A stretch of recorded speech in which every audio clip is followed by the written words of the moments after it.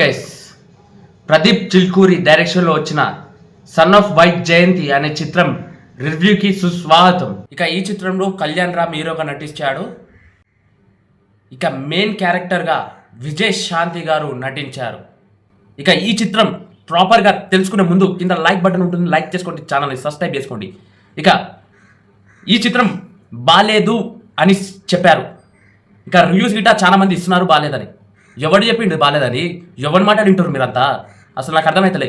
మిమ్మల్ని మీరు నమ్ముకొని ఆ సినిమా థియేటర్కి ఎంటర్ అయితే నిజంగా చెప్తున్నా మంచి సినిమా చూస్తారు. కళ్యాణ్ రామ్ హీరోగా వచ్చిన ఈ సినిమా కొన్ని రోజుల తర్వాత ఆయన హిస్టరీలోనే బిగ్గెస్ట్ హిట్ అందుకుంటాడు ఈ సినిమాని. నిజంగా చెప్తున్నా అంత పర్ఫెక్ట్ మూవీ అని చెప్పొచ్చు. ఇంకా స్టోరీ లైనప్ గిట్ట చాలా బాగుంది. ఇక మెయిన్ స్టోరీ వచ్చేసి మన వైట్ జయంతి గారు ఒక క్రిమినల్ని పట్టుకుంటాడు. అయితే ఆ క్రిమినల్ని జైలు వేసేసినాక ఆ క్రిమినల్ ఎలా బయటికి వస్తారు, మళ్ళీ ఆమె మీద ఎలా అటాక్ చేస్తారు, ఆమెని తాకాలంటే వాళ్ళ కొడుకుని దాటిపోవాలి అనేది స్టోరీ. అసలు పోలీస్ అనే వ్యక్తులు కరెక్ట్గా లీడ్ చేసే సిటీని ఎలా ఉండాలి అనేది గిట్ట చూపించిండు ఈ చిత్రంలో. అయితే పోలీసులు బాధ్యత లేకుండా ప్రయత్నించినప్పుడు మన హీరో సీన్లోకి ఎంటర్ అయ్యి అయితే అతని లాగా ఉండాలి పోలీస్ ఆఫీసర్ అనేది గిట్ట చూపించిండు.